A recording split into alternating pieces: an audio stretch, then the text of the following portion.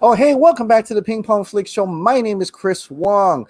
Today, I have a few editorials about the Zack Snyder's Justice League, Superman, and maybe a little bit about Tenet as well, including there's a lot of more test screening information from the Suicide Squad, James Gunn's The Suicide Squad, and there could be spoilers with that. So, if you don't want to see any spoilers, be sure to skip chapters when it gets there. So, but before I get into that, of course, I have to thank my members of the Ping Pong Flix Show. Thank you for being pretty much the lifeline of the Ping Pong Flix Show. Thank you for clicking on that join button. I hope you enjoy the exclusive access videos. There's another one for you this Sunday. All right, on to the show. I want to thank another two people, and I think Cole actually made this, but the Nana Queens.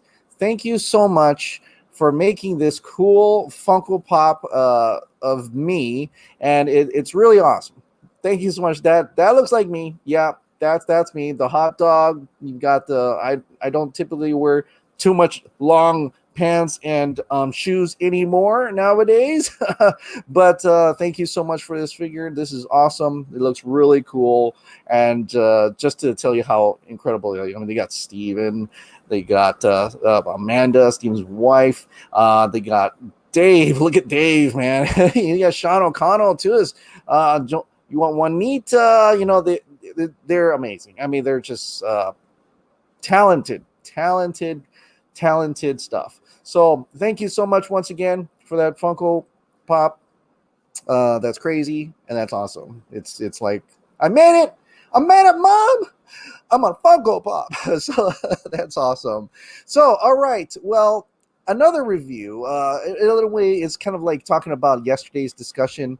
I know there's a lot of heated discussion. I've been having a lot of it with you in the comments in my last video, if you want to check it out, in regards to J.J. Abrams and how much he, mishandled Star Wars.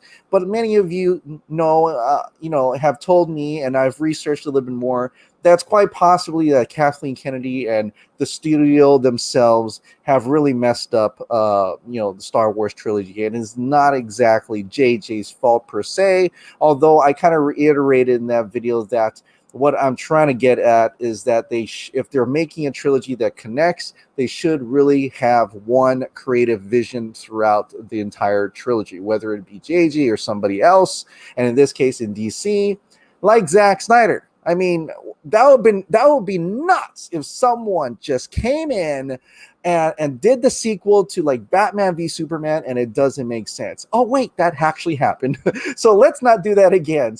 But anyway, I wanted to clarify that, and thank you for discussing the yesterday's video with me today. All right, well, let's get into something that could be potential spoilers, right? And what I'm talking about is the Suicide Squad test screening. There's some info here that is really basic in my mind. I mean, it just tells you the synopsis. It kind of gives you an idea of who the main protagonists are, which main Suicide Squad members are the main characters in this movie. But the synopsis could be as spoilers for you. But I mean, if you've been listening to my show, you probably already know a little bit of this stuff. But like I said, I want to be careful. And if you don't want to know anything about James Gunn's The Suicide Squad, please go down, click on the next chapter, which is something about Tenet. So here we go. If you are still here, be prepared right now. This has come from DC Updates at DC Updated. After multiple test audiences of The Suicide Squad, viewers have called it James Gunn's masterpiece. And I've said this before, right? And it doesn't mean that it is masterpiece. It's just that to this audience, it is, right? So always don't take it for granted and watch it for yourself, okay? But there's a little bit more. So with the runtime being just over 2 hours, it is filled with gore, language, and sex. Margot Robbie's Harley Quinn is also rumored to have several looks in the Suicide Squad. I mean, it just goes to show that it is definitely rated R at this point. A little over 2 hours, though, so it's relatively short. It's definitely shorter than like Wonder Woman in 1984. It's longer than Justice League. but it's relatively shorter than some other films that we've seen. Now, here comes the plot. The plot for the Suicide Squad goes as the Suicide Squad being sent to an island in South America to assassinate its dictator, who turns out to have Starro in prison. Starro escapes, and the Suicide Squad has to stop him. Now, this is kind of like, it's very much the same as the synopsis we've heard before, in which they actually have to go and assassinate a dictator, but there's a alien that is being imprisoned. Now we know it's actually Starro, which I've actually talked about before, that Starro was actually revealed in the behind-the-scenes trailer, and you can actually see him, implanted on several characters' faces. So Starro escapes, and the Suicide Squad has to stop him. Okay, so that's the basis of the story. So it's more galactic than we initially thought it would have been, which is cool. I think that added elements of aliens and things like that actually makes it a little bit more compelling than just. But I mean, I didn't mind the smaller mission as well, and maybe hopefully it stays a smaller mission, but have a bigger outlook including just the vastness and the galactic parts of DC being involved in this smaller story. So maybe it's not a smaller story after all, and it's actually a bigger one. The main characters are said to be Harley Quinn, Bloodsport, Ratcatcher, Peacemaker, Polka Dot Man, King Shark, and Rick Flag. Now, I don't know if this means that the other characters are pretty much just cannon fodder at this point, or is that the main takeaway is that these are the characters that essentially that you can follow, you can relate to, and they're the ones that are the main cast, essentially the main Suicide Squad members that you really hone into, right? I don't know if that means Javelin and the other guys are just kaput, but essentially, James Gunn did say that a lot of the members of Task Force X are going to die. And so I don't know if any of these actually survive or they're just the main characters. Man, I thought Peacemaker was going to die like right at the beginning. So I don't know. But essentially, that's what they're trying to say.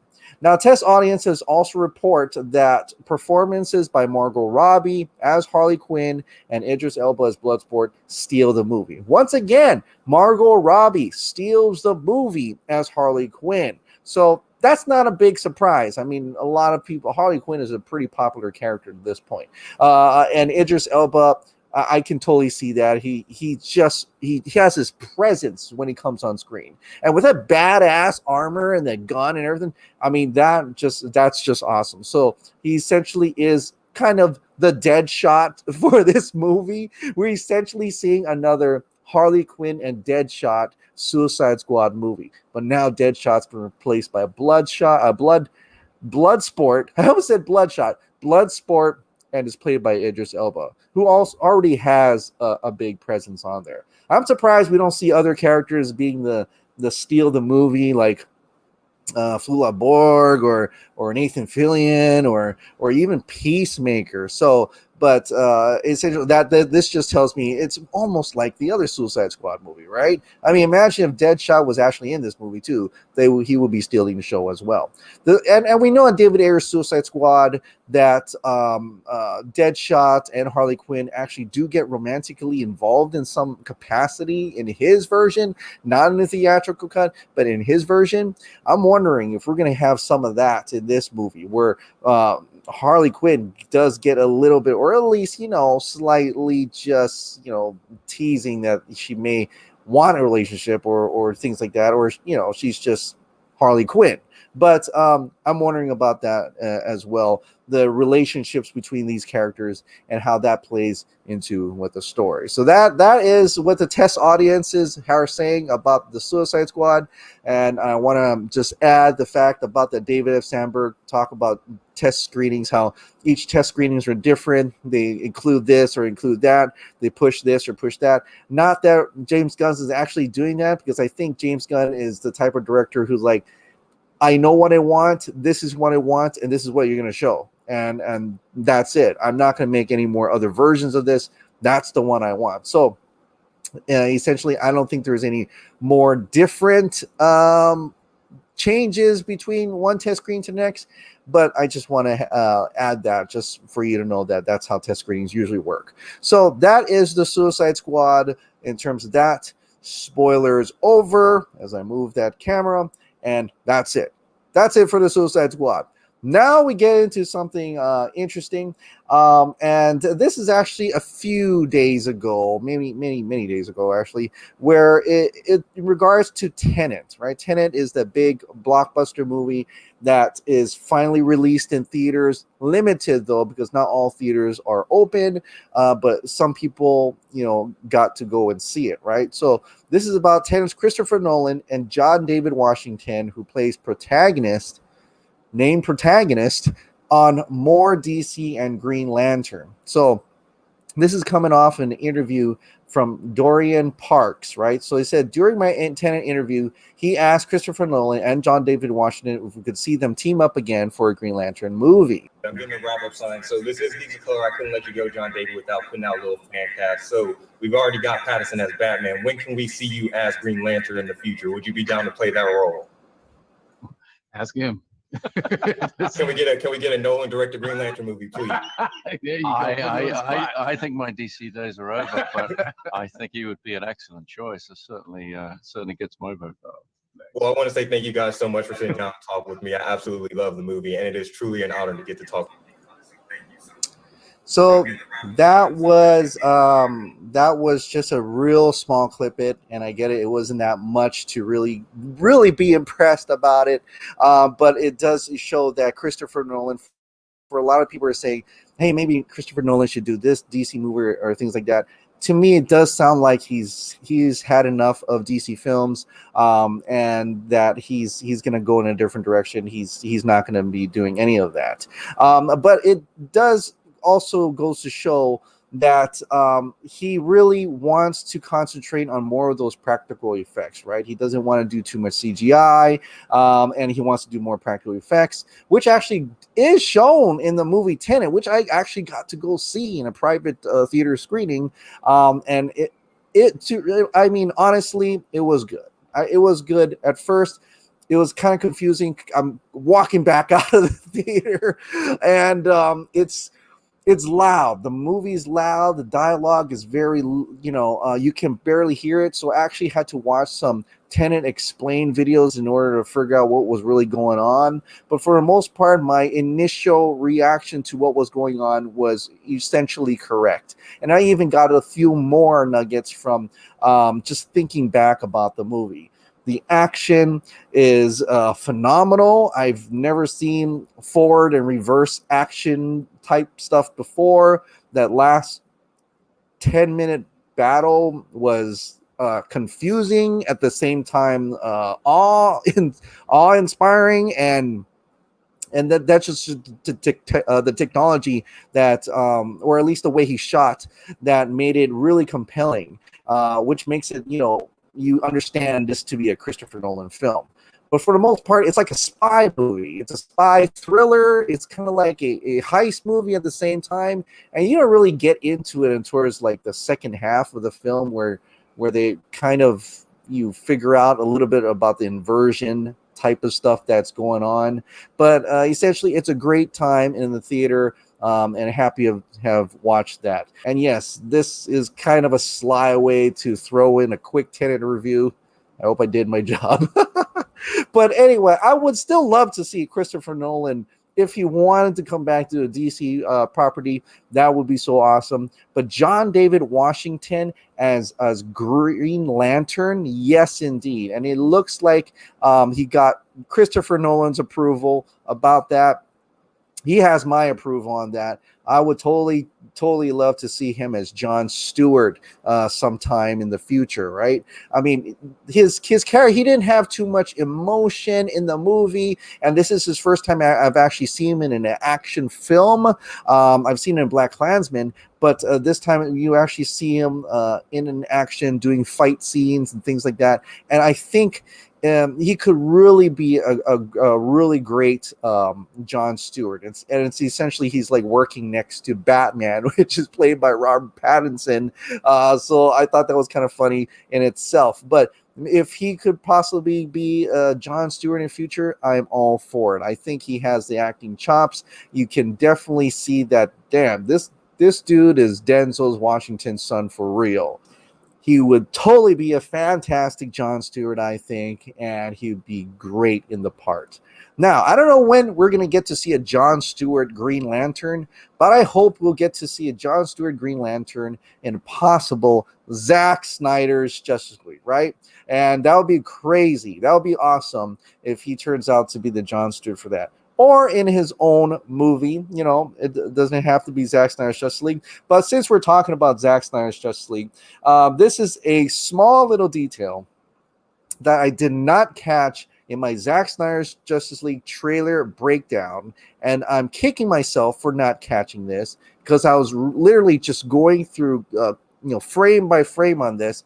But thanks to Walt at Uber Kryptonian for actually catching this, Oxus is actually towering over everyone in the battlefield. This is the shot right here. Now, I'm looking in everywhere, and I think a few times people were like, this guy is Oxus, right? That's got to be Oxus. It's got the flaming axe. But look, everybody else has got a flaming axis, right? But he took, and for the most part, I shot several people down that said that that's Oxus. And I said, no, that's not. But Oxus is really in here. He really is. And he's right here. Just this little guy right here. But zoomed in, he is towering over everyone in the battlefield. So that to me is right. That to me right there, that's Oxus right there. So he is in another shot of the trailer for this film. Or this miniseries rather. So that's something I missed, and that's something I just had to clarify, and it kind of excites me, even though it's such a small little detail, right? I mean, anything Zack Snyder's Justice League really just excites me nowadays. It's my most anticipated miniseries to come out in 2021, right? I mean, honestly, for 4 years, almost. It's going to be 4 years by the time we get to see this thing, and we've been campaigning it forever, right? Another group of individuals that have had a massive Twitter account that have been fighting for the Zack Snyder's Justice League as well is the Snyder Cut account, right? And now the Snyder Cut account has actually gotten a cool looking new storyboard. It's a scene that we already saw in Snyder Cut, but because it is a World Suicide Prevention Day, I thought this was really nice of them to do. They said thank you to everyone who donated to American Foundation of Suicide Prevention and other global suicide prevention organizations today on World Suicide Prevention Day. Thank you also to an anonymous fan for sharing their gift from Zack Snyder with this community. So with the enough donations, they decided to release this never before seen storyboard from Zack Snyder's Justice League, or essentially Justice League the Snyder Cut. So that's great. That's awesome. Thanks to the Snyder Cut group here that did that. That was great. It's great for the World Suicide Prevention Day. Thanks to Mick, who actually suggested that to them as well. So, but yeah, that scene, we've seen this before, right? I mean, and we think this is the scene in Heroes Memorial where Superman is attacking Flash, and he's like, stop, and then the memorial's in the background getting crumbled, and again he's getting punched. So we think it's probably that scene as suggested by a lot of different fans over here, including this scene right here. That's what we're talking about. It could be other things too. I mean, it could be Flash having just defeated a parademon during the tunnel battle. Something's happening. He's vibrating himself in a wall. Okay. But essentially, I think what it is really is this scene right here. Flash getting, attacked by shirtless Henry Cavill, Superman himself at Heroes Memorial. But yeah, like once again, this was a great little thing they did for the World Suicide Prevention Day. That's awesome. So, but talking about Zack Snyder's Justice League a bit, this is going to be Zack Snyder's Justice League is going to be the next time we're actually going to get to see Man of Steel, right? Henry Cavill's Superman. And I wanted to highlight this article that our own Shiraz Faruqi had put out on Forbes today. So his contribution to Forbes is absolutely amazing, and his newest edition is awesome. It's called The Future of Superman on Film Must Embrace Evolution Over Nostalgia. right? And I could go back to that Man of Steel 2 video that I made, and you should go ahead and check that out when you have time. But he talks about how we have to move past our nostalgia. And yes, Christopher Reeve's Superman worked during a time in during a time in Hollywood and at that time where it was supposed to be in, having him save Lois from a chopper, smiling at the camera and waving, and that all works during that time, right? But now we have to evolve. And even though the critics who kind of slammed Man of Steel and always asking for that Christopher Reeve Superman, they have to learn to evolve as well. They're stuck. Their minds are stuck in nostalgia, and they're not accepting what general audiences probably really want to see, which is Man of Steel. Man of Steel actually did a lot more in the box office than what Hollywood, basically Bryan Singer, what Warner Brothers wanted to do. Warner Brothers wanted to recapture that magic of Christopher Reeve again. But that didn't work out the first time. The first time they did that, and the only time, well, maybe, the first time they did that, Superman Returns only made $391 million in the worldwide box office. That's it. $391 million, right? Man of Steel came out $668 million. So yes, you may be saying, well, that's just box office and things like that. But no, money talks. It shows you that with the word of mouth, people were telling each other, let's go watch Man of Steel. That one looks much more exciting than this Borefest, which is Superman Returns. So, with that, in addition to how the story is, how the character is represented, a lot more people kind of just saw themselves more with that immigrant story with Man of Steel rather than Superman Returns. And it does go to show that maybe a lot more people are willing to move on from that nostalgia and to evolve into something better. And, Shiraz also makes it a point that, hey, not only Superman, but other heroes such as, Batman evolved as well. Batman has many different interpretations of Batman. It wasn't just the 89 Batman, and they tried to do 89 Batman over and over. No, it kind of evolved after a while from the Nolan Batman to the Ben Affleck Batman, now to the Robert Pattinson Batman. Even Batman Forever and Batman Robin weren't really exactly the same as 89 Batman and Batman Returns, right? And they were all trying to be Adam West Batman, right? So there was acceptable evolution for Batman, including the animated and everything else, right? So we have to utilize this opportunity now that Man of Steel has come out. We've seen Henry Cavill's interpretation of his Superman in Man of Steel and Batman v Superman, and they try to really hone back into that nostalgia in Justice League, even trying to get his John Williams score back in a really, haunting, scary type of manner. But it didn't work out. I mean, it didn't help. His lip was all messed up, but it didn't work out. And so with Zack Snyder's Justice League coming out next year, with Man of Steel's and his arc as Superman continuing on in that, should get a lot of people excited who invested in Man of Steel, invested in Batman v Superman, which almost made $900 million worldwide, right? These are biggest Superman numbers than the one they tried to do a nostalgia again at 391. So let's look at that and see that, understand that we need to evolve this character. We need him to evolve. We can't just keep going back to the Christopher Reeve, the Donner version.